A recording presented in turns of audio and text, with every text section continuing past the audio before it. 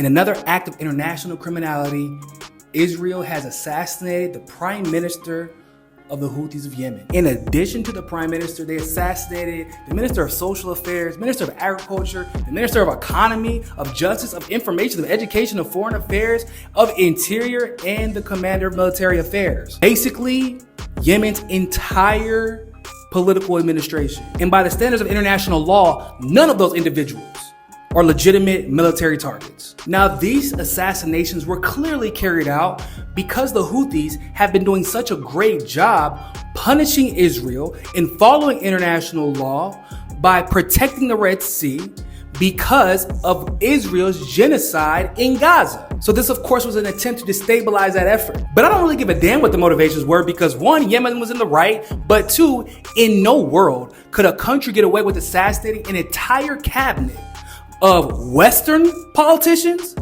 of a Western administration, and the world just going about their day like nothing happened. But this is Israel, right?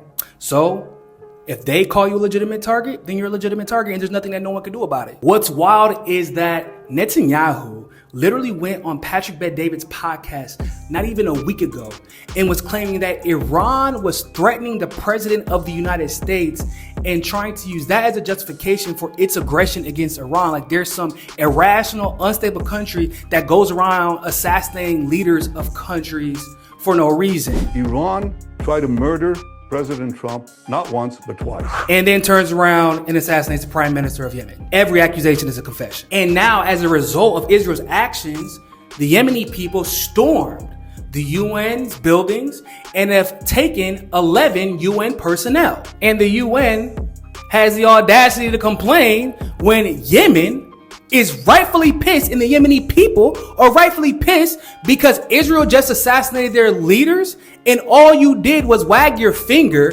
and then turn around and strongly condemn the detaining of those 11 personnel members.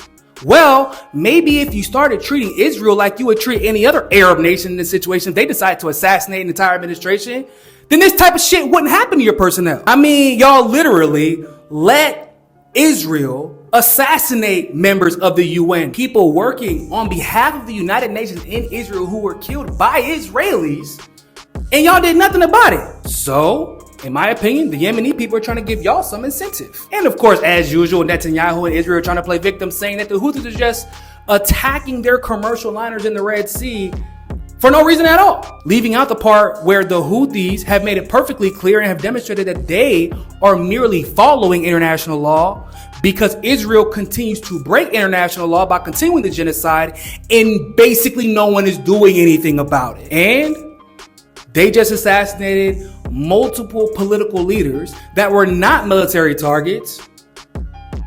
And y'all thought that they were just going to let that slide. No.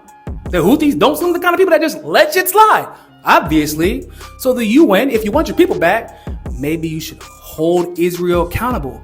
Just a thought. And stop letting these criminal psychopaths do whatever the fuck they want to when they want to. And then expecting the world to keep letting them get away with it. Because eventually, it's not just going to be the Houthis that take matters into their own hands.